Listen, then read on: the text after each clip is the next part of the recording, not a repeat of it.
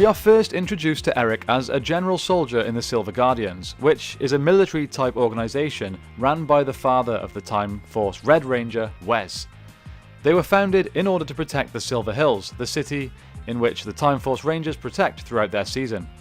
Eric and Wes actually attended the same private school, but whereas Wes came from a rich family, Eric worked hard and was dirt poor, and eventually decided to leave the school, saying that he had bigger plans. Eric was very resentful for having to work so hard and was looked down on by the snobbier students, while Wes did not have to work at all. This of course led to Eric resenting Wes, and from this he grew bitter and had very few friends. Wes was actually one of the few people who didn't look down on Eric because of his background, and tried to befriend him on several occasions, but to no avail. Despite this, Eric had some sense of pride and nobility because he didn't take advantage of Wes's kindness. But he really didn't want anything to do with Wes. He wants to be in control of his own destiny, not taking handouts from anyone. After discovering that Wes was the Red Time Force Ranger, Eric was of course very jealous, determined to find a way to gain powers of his own. He became aware that the Time Force Rangers were searching for the quantum powers, so he made sure he got to them first, and forcibly became the Quantum Ranger, much to the displeasure of Wes and his teammates. Eric then entered a three-way struggle with the Power Rangers and Ransik to gain control of the Q-Rex, but he prevailed, assuming control of the most powerful Zord in the Time Force arsenal. Eric went on to become a reluctant ally to the regular Rangers, almost an anti-hero, difficult, intentionally distancing himself from the Power Rangers, remaining separate, but occasionally aiding them during uncertain times. But despite all of this, he always fought for the right reasons and did what was right, even if going about it in the wrong way. During the end of the series, Eric was wounded by a blast from a Cyclobot, and he handed his morpher over to Wes to use the Q-Rex. Wes was able to use the Quantum Defender and the Q-Rex to great effect thanks to this. Eric eventually recovered though, and Wes gave him back his morpher, turning over a new leaf, establishing friendships, and turning from anti-hero to hero. When the Rangers departed for the future, Mr. Collins offered Wes command of the Silver Guardians, who would now protect the city from evil for free, and Wes accepted the position on the condition that Eric Myers be his partner, much to the surprise but delight of Eric. Then during Power Rangers Wild Force, we see that Wes and Eric have become best friends during their time as Silver Guardians. During the time on Time Force, Eric developed a love-hate relationship with Taylor, the Yellow Wild Force Ranger, who he allowed to use his Quantum Defender in battle. Sometime after, Wes and Eric were called on by Tommy Oliver to team up with the previous Red Rangers to fight against the remnants of the Machine Empire, during which he jokingly claimed that his Q-Rex Zord would easily defeat Tommy's Dragon Zord. Now that is a fight I would love to see. Who would you guys bet on? Eric with the Q-Rex Zord or Tommy with the Dragon Zord? I think I know who most of you are going to go for. Later, Eric then returned with his fellow Time Force Rangers as part of the army of the legendary Rangers that helped the Mega Rangers defeat the Armada once and for all, fighting in a huge battle against hundreds of X-Borgs and dozens of Bruisers. So, to conclude, when Eric was first introduced, he was very bitter and hateful, always determined to be better than Wes because of their different backgrounds, which is something I personally found quite frustrating and annoying about his character, as Wes showed he wanted nothing more than to be genuine friends with him, despite their backgrounds. But as the series progressed, Eric warmed up to being with the Time Force Rangers, and by the end of the series, he was not bitter towards Wes for taking over his position as leader of the Silver Guardians, and they became real, genuine friends from their time as partners. In my opinion, the Quantum Ranger is a real contender in the list for best 6th Rangers ever, and if anything, his anti-hero attitude probably helps him get the job done. Not worrying so much about rules and what people think, but still having some sort of a moral compass, almost makes him a perfect protector. A perfect Power Ranger.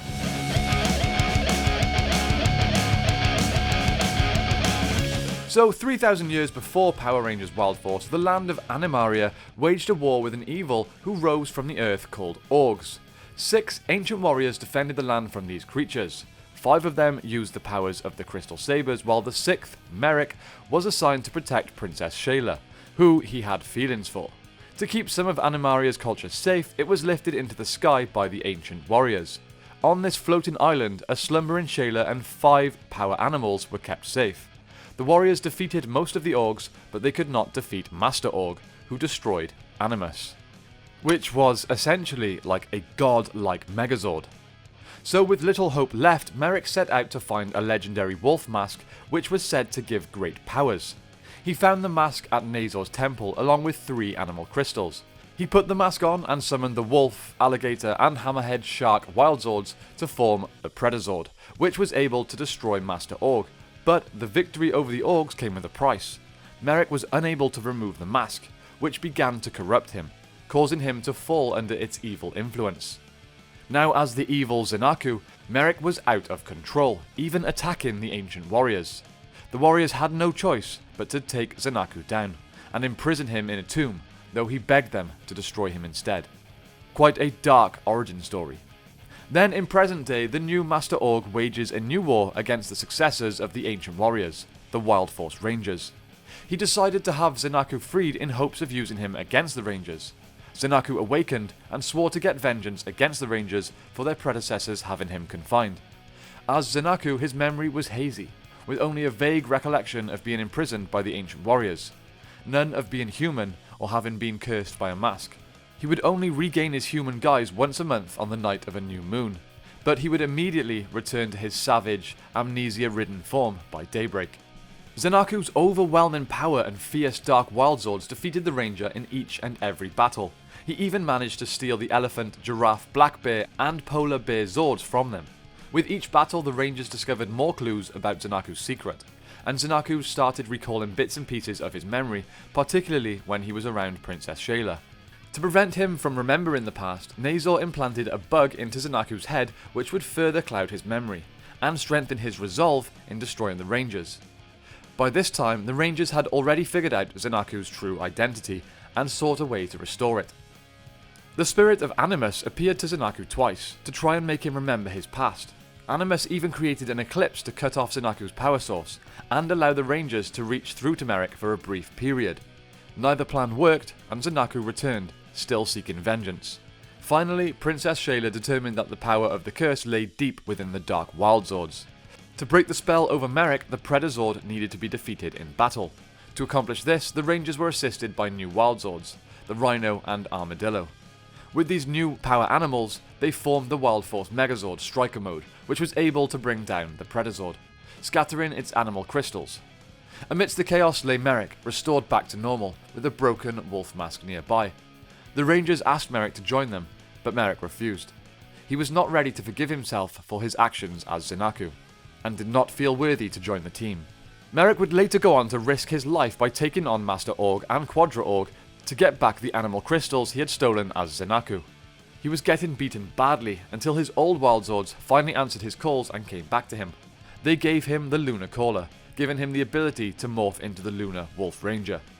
With the power of the Howling Wolf behind him, Merrick defeated Quadra Org and then Nazor, retrieving the 4 animal crystals in the process and returning them to the Rangers.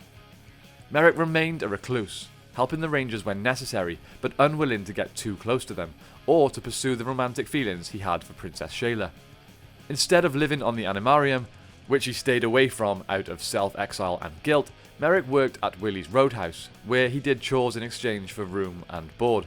He knew when the Rangers needed him, when the wind would blow and warn him of the danger. As time went by, Merrick couldn't help but grow closer to the Rangers, and eventually accepted them as his friends, once even managing to bring himself to visit Princess Shayla and the Animarium. After Master Org was defeated, he gave up his powers and left Turtle Cove to travel the world for his next adventure. Zenaku, who somehow survived, offered to join him, saying that they were both lone wolves looking for redemption.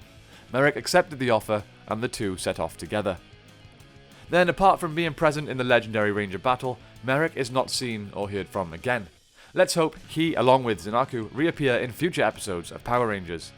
An episode that unites all the 6 Rangers would be incredible. Make that happen, Hasbro.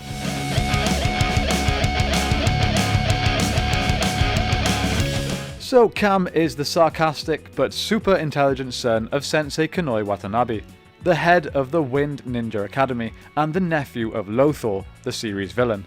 Cam was often frustrated at the fact that his father would never allow him to become a ranger due to a promise he had made his mother when he was young, But having been at the Ninja Academy most of his life, Cam learned many things from his father and often acted as a mentor to the other Rangers. After the academy was sucked into the sky by Lothar and his minions, he took the 3 remaining students, Shane Clark, Dustin Brooks and Tori Hansen, into the high-tech underground dojo, under instruction from his father, who had been turned into a guinea pig. Just go with it. He presented 3 wind morphers to the students, allowing them to become the Wind Power Rangers. Then throughout the series, he used his brilliant intellect to construct power spheres, Zords, and weapons for the Rangers to use in battle. For example, when his father was captured by the Thunder Rangers, Cam created a powerful force field to protect his father. After the 2 Bradley brothers joined the team, it was Cam that discovered the mystery piece in their Megazord that would allow the Storm Megazord to combine with the Thunder Megazord. However, he was still troubled by his father's stubborn refusal to let him become a Ranger himself. When Shane, Dustin, Hunter and Blake realized this, all of them argued on Cam's behalf, thinking that he should be a Ranger too. Small side note here guys, who would be interested in a video on the Thunder Rangers? In my honest opinion, they are some of the coolest looking Rangers ever. I absolutely love their helmets. Anyway, when the Rangers lost their powers temporarily, Kanoi revealed to Cam that his mother had made him promise not to let Cam become a ninja, due to a ninja's dangerous life. However, still conflicted by his promise, he revealed that there were other powers that Cam could use instead. On his father's advice, he used the Scroll of Time to travel to the past. Once in the past, he encountered a younger version of his father when he was ambushed by him. Cam found himself laughing at the fact that his father was a bit pushy even back then. The then sensei of the Wind Ninja Academy didn't suspect Cam like Kanoi did, and allowed Cam to enroll into the academy for a short period of time. In the past then, Cam found out that his father had a twin brother, Kia. He was at first shocked that his father would keep such a secret from him. The shock of finding out that he had an uncle subsided when his father faced off against a mystery samurai during a demonstration of swordsman skills.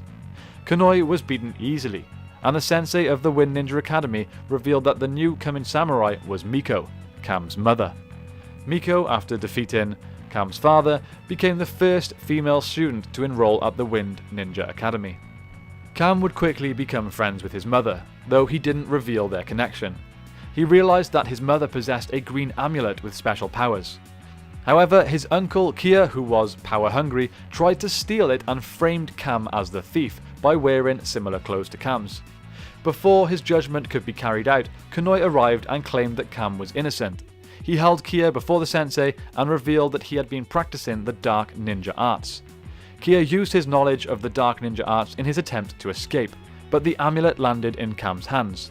Cam and Kia grabbed wooden practice swords and dueled in a one-on-one sword fight, with Cam emerging as the victor. He witnessed Kia's banishment from the academy, at which point Kia dropped his family name and took on the name Lothar. Despite Cam's protests, the sensei stated that they would only banish Lothar because of the sins he had committed in the present, not the future that they cannot yet see. Before Cam could explain, the time scroll reopened. He tried to hand the amulet back to his mother, but she told him that he was its rightful owner when it unleashed power during his duel with Kia.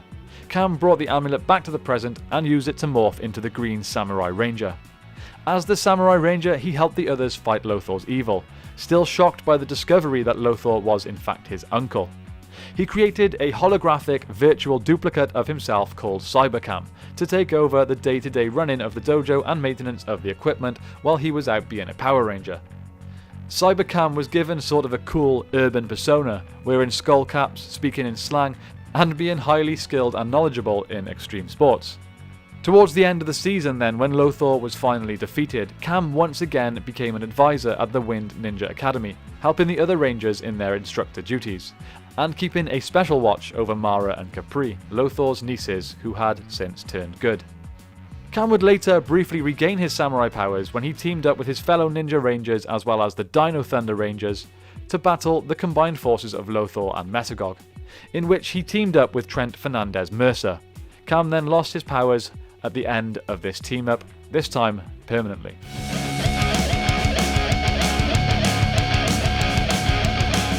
So, at a young age, Trent was actually adopted by a scientist and billionaire named Anton Mercer. His real parents actually died while on an archaeological dig with Anton. The cave they were in collapsed, and from that point on Trent treated Anton as his father, taking on his surname but also keeping his original name, hence Trent Fernandez Mercer. Trent also enjoys drawing in his spare time. It's a real passion for him, but his adopted father isn't supportive of it, as he doesn't see it as a realistic career. Trent ends up getting a job at Haley's cyberspace cafe as a waiter, another thing that Anton doesn't approve of. He wants to push Trent into an area that he sees more suitable for someone carrying the Mercer name. After finding some kind of hidden portal in his father's office, Trent was transported into the base of the series villain Mesogog. It was in this base that Trent came into contact with the White Dino Gem, which turned him into the White Ranger. Again, just look at that costume. So cool. If there are any White Dino Thunder Ranger cosplayers out there that have a good costume, drop me a message on Instagram at the 6th Ranger. I'd love to chat about your costumes, as it's something I'd like to do myself. Anyway, the White Dino Gem had a mind of its own. Due to Mesogog reconstructing its powers, it could transform Trent whenever it wanted, essentially forcing him to do its bidding. It's at this point that I should probably explain who Mesogog is for those who aren't aware, or just can't remember the series. So, Anton Mercer was on the verge of a scientific breakthrough during an experiment involving dinosaur DNA, when he was accidentally transformed into Mesogog, an evil mastermind with plans to revert the Earth to the age of dinosaurs and turn the human race into reptilian creatures like himself. As a result of the accident, Mesogog and Dr. Mercer were distinct personalities with the same body in a Jekyll and Hyde relationship. Each was aware of the other's existence, but also both disliked their situation. So initially the White Ranger worked alone, doing pretty much whatever he wanted, but he would eventually join Mesogog's team. When he was suspected of being a traitor, he was going to be killed. But during the process of the execution, Mesogog turned back into Anton, who moved the life-draining device away from Trent.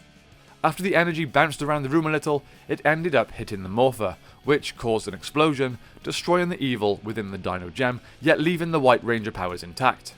Now in control of his own powers, Trent joined the other Dino Thunder Rangers, though they didn't trust him at first. After he risked his own life to save the life of team leader Tommy Oliver, he was accepted as a loyal member of the team. Trent then worked with the other Rangers, having to battle his evil clone that Zeltrax created, along with another monster, the White Pterosaurus.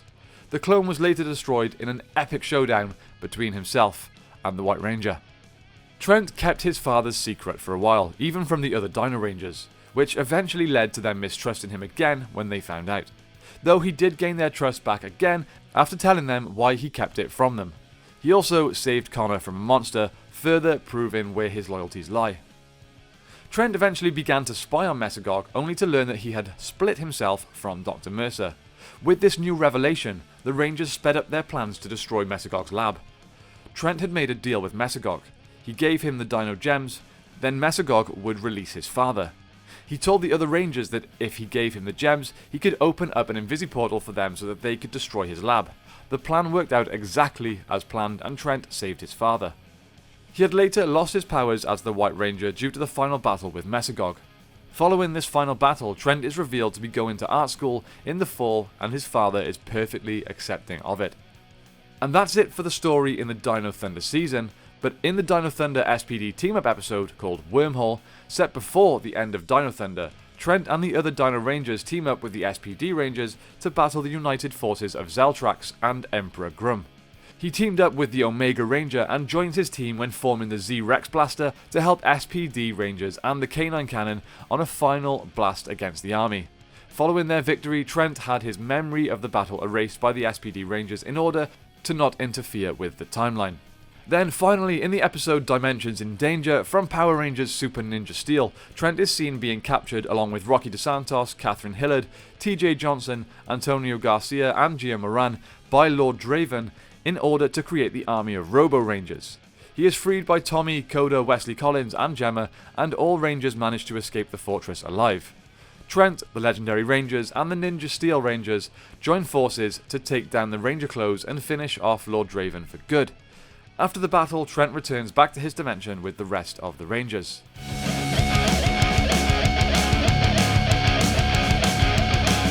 Anubis was born on the planet Sirius. He fell in love with a woman named Isinia, and both of them were members of the very first Space Patrol Delta on their home planet. They eventually got married, but their relationship was soon challenged by Kruger's rival, Ichthyor. Ichthyor was a good fighter, but a dirty one. Because of his lack of honour, he had no chance of winning over the wife of Kruger. Years before this, Emperor Groom attacked the planet of Sirius with his armies. Anubis, along with his fellow Syrians, joined together to form a fighting force to take on the invading evil. They formed the first Space Patrol Delta. However, after fighting bravely, they were defeated, Sirius was destroyed, and Isinia was also lost. The attack on Anubis and his squad had been led by General Benag, and believing Kruger to be dead, he left the planet. Kruger woke to find his planet barren and all other Syrians destroyed. He made the decision then to come to Earth and command a branch of SPD there. He also acted as the mentor of the A Squad Power Rangers. He then chose the SPD B Squad Rangers, Jack Landers as the Red Ranger, Skylar Tate as the Blue Ranger, Bridge Carson as the Green Ranger, Z Dogaldo as the Yellow Ranger, and Sidney Drew as the Pink Ranger, to take the place of the A Squad who had become missing in action. Kruger advised the B Squad in their year-long battle with Groom and his Trubian forces. When General Benag showed up on Earth, it brought back horrible memories and tough emotions for Commander Kruger. At first, he did not want to face them, but with the help of the B Squad Rangers and Cat Manx, Commander Kruger took on his past and General Benag. Cat had made Doggy a new compact device, the SPD Patrol Morpher, allowing him to morph into the SPD Shadow Ranger. A little while later, Anubis is dreading the arrival of Commander Fowler Birdie. The commander is visiting Earth's SPD branch and inspecting its performance. He is not impressed with the Rangers and picks faults in everything that they do. He demands that Kruger split the team up. Kruger feels that this would be far too dangerous and refuses. In response, Birdie relieves him of his duty. The cadets are later assembled by Kruger and he gives a farewell speech, then leaves. After Birdie sends Jack, Sky and Bridge to investigate an energy source, it turns out to be Emperor Groom.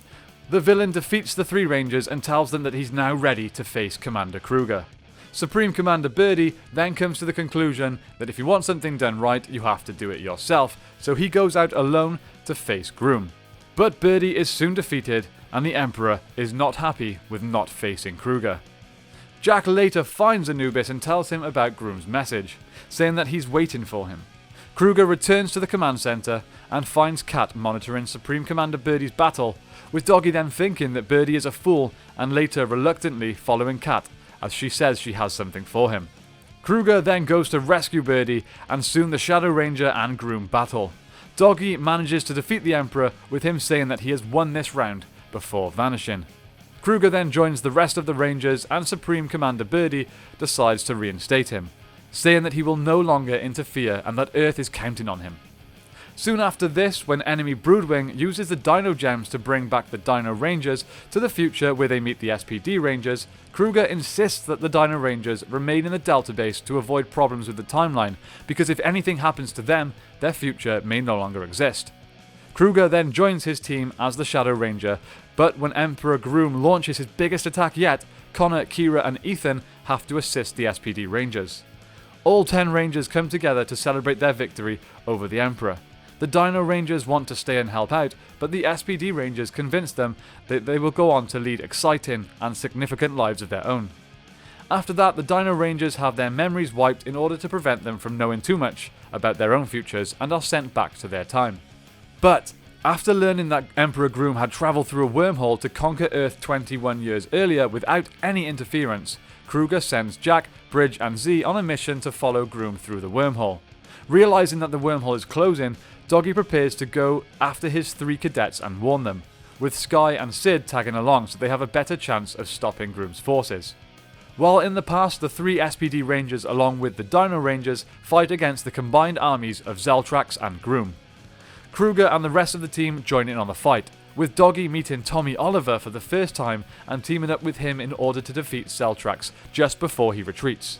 As the Dino Rangers assemble the Z-Rex blaster, Kruger and his teammates assemble the K9 cannon to finish off the remaining foot soldiers. Before the SPD Rangers return to the future, Doggy erases theirs and the Dino Rangers' memories. As the Shadow Ranger, Kruger helped his Rangers in battle, but he was still haunted by what had transpired on his home planet Sirius. In a second battle with previous rival Ichthyor, the monster had told Kruger that Isinia, his wife, was still alive. Kruger did not at first believe the word of this criminal. However, after Kruger was captured by the A Squad and turned over to Emperor Grum, he was shown that Yesenia was indeed alive. She had been captured by Grum during the battle on Sirius. Soon B Squad were also captured and joined with Kruger, but they all managed to escape. Kruger fights the Emperor and defeats him as he seemingly falls to his death. Finally, now Kruger is reunited with his long-lost wife. However, before they get too happy, to stop the current threat, a panel had to be opened on the Magnificence, which is essentially the main hidden villain of the SPD series. Kruger realizes that whoever does this will likely die, but even knowing this, Kruger made the decision to possibly sacrifice himself to stop the threat. He opens up the panel, allowing the SWAT Megazord to fire a blast through it that destroyed the Magnificence. Both Commander Kruger and Yesenia were thought to have been lost, but they emerged out of the rubble and were not harmed. But before the celebration could begin, Emperor Grum too came out of the wreckage. Even though the Rangers offered their help, Kruger decided to face him alone, unmorphed. Kruger easily defeats the Emperor, who ordered him to finish him off. But instead he cuts off the top of the Emperor's horn and after mocking him, contains him and celebrates the victory with everyone else. Justice is served!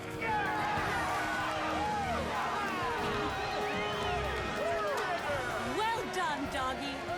A while later, Kruger was then made Supreme Commander of SPD after Fowler Birdie retired, making Sky Tate the new commander. Anubis Kruger is a tough and stubborn leader, yet fair and kind-hearted. But more than anything, he is loyal, noble, and honourable. He is definitely my favourite character from SPD and one of my favourite characters in all of Power Rangers. What do you guys think about Anubis Doggy Kruger? Are you a fan? If you weren't, I hope this video has made you like him a little more.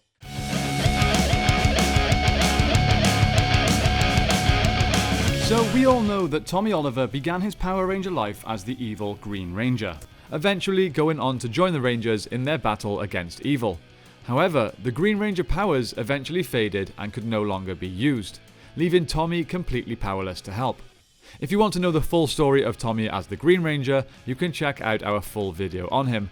Link should be in the description down below. So a while later, while swimming at a lake one afternoon, a beam of light surrounds Tommy and he is teleported to the command center. Zordon and Alpha reveal their plans to him of creating a new Ranger. And because this Ranger is going to be created from the white light of good, it will be impossible for the darkness to control him or steal his powers. Tommy was the perfect candidate to take on the powers due to his experience, courage and loyalty that he showed in his past time as a Ranger. When the other Rangers are teleported to the command center, Tommy reveals himself to be the new white Mighty Morphin Power Ranger with a sentient sword named Saber. Upon his introduction to the rest of the team, Zordon announces that Tommy has now become the new leader of the Mighty Morphin Power Rangers, replacing Jason. A bit harsh if you ask me. And I'm curious, how did and do you guys feel about Tommy replacing Jason as the leader of the team just because he was given a more powerful set of powers? Power does not make you a good leader. Let me know your thoughts on that in the comments down below. So as the White Power Ranger, along with Saber, Tommy controls the White Tiger Zord, a new and powerful Zord to use in the fight against Rita and Zed. Not long after, during a day of rollerblading, Tommy, Kimberly and Billy meet three teens from another school, Stone Canyon High. These teens are Rocky DeSantos, Adam Park and Aisha Campbell. The Rangers soon make friends with them and are surprised to see that they are actually in town for a local ninja tournament. With the Teen World Summit about to come to Angel Grove to select representatives to go to Switzerland for a peace conference, everything was about to change. Jason, Zach and Trini are selected to go and would need to be replaced in the Power Ranger team. I'm not sure how long this peace conference was supposed to last, but apparently it's a while. The replacements turned out to be none other than the Rangers' three new friends. For the power transfer, Tommy led the Rangers to a distant planet to retrieve the Sword of Light before Zed tried to destroy the planet with Serpentera. They succeeded just in time. Tommy used the sword while Jason, Zach and Trini transferred their powers to Rocky, Adam and Aisha. Soon Rita attempted to recreate her most successful plan, so she called upon the Wizard of Deception when she wanted to create another version of Tommy Oliver, one who would return to her side as the evil Green Ranger. So the Wizard of Deception had putties attack Tommy. When they knocked him out, he cut off a lock of his hair and used it to create the evil Green Ranger. This evil Tommy worked with the Wizard of Deception to send the other Rangers back to colonial times. Tommy eventually woke up from the attack, and with his head pounded, he went looking for his friends. Learning that they had been sent back in time, Tommy confronted the evil Ranger. It was a fierce battle, and one of my favourites in all of Power Rangers. He would eventually outwit the Green Ranger and found out where the others had been sent. Quickly he went back to find his friends, and he destroyed the wizard. As with the original Tommy, once the Green Ranger's spell was broken, the Tommy clone began to feel bad for what he had just done. The one thing that Rita had not accounted for was, at his very core, Tommy is good. He assures his double that he was under a spell and that he could not control his actions. The two Tommies then returned to the colonial era to save the people there from giant rats. The double Tommy made the decision to stay where he was, realizing that two forms of Tommy could not work in one time frame at once. He was then christened Tom, and Tom presumably returned the green powers to Tommy, commenting, "I won't be needing this anymore." Now, although not stated, Tommy may have incidentally created his own family line with Tom, which would make Tom his ancestor when he chose to stay in colonial times. What a crazy theory that is, but I guess it's a pretty likely one. What do you guys think of that one? So then, with the arrival of Rita's brother Rito Revolto, came the destruction of the Thunderzords and the Rangers' powers. So the Rangers had to search the Desert of Despair for Ninjor, the original creator of the Power Coins. Tommy and the others, with the help of Ninjor, gained the Ninja powers, which drew on the life force of its Ranger rather than from an external power source. Tommy began his quest as the White Ninja Ranger, controlling the White Ninja Falcon Zord and eventually the White Shogun Zord. Now from here on out, things were about to get even harder for Tommy. His girlfriend and Pink Ranger Kimberly was moving to Florida to pursue her dreams of having a professional gymnastics career. He of course did not want her to leave, but he didn't want to stop her from chasing her dreams, fearing that she would eventually come to resent him if he did stop her. So she left, and Catherine Hillard replaced her as the Pink Ranger.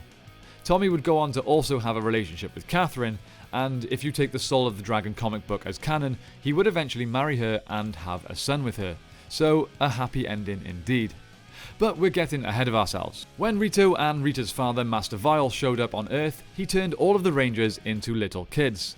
In order to return to the correct time, Tommy was sent on a quest to retrieve part of the fractured Zeo Crystal. Tommy's adventure took him to a Native American village, where he was assisted by a wise sage named True of Heart.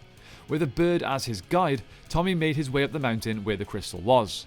With 3 wrapped crystals in front of him, the false ones which would guarantee Tommy being stuck in this timeline, True of Heart helped Tommy look into his heart and find the correct crystal. He also gave Tommy half an arrowhead, saying it would play an important role in his life. The Rangers eventually returned to their normal ages, but Rito and Goldar had planted a bomb underneath the command center. Tommy and the others escaped before it blew up, and Tommy found the repaired Zeo Crystal underneath the wreckage. They also stumbled upon the power chamber, built in the case of an emergency such as the command center's destruction. Zordon and Alpha were both there alive and well. Now this essentially begins the story of the Red Zeo Ranger, ending the story of the Mighty Morphin White Power Ranger. Would you guys like to see Tommy's story continued in a video about the Red Zeo Ranger? Let me know in the comments down below. Okay, that's it from me today, my friends. Don't forget to check out our History of Dragon Ball channel for lots of similar videos to this channel, but obviously based on Dragon Ball, Dragon Ball Z, GT and Super. Thank you all so much for watching. I hope you have a great day. May the power protect you, and I will see you next time on the 6th Ranger.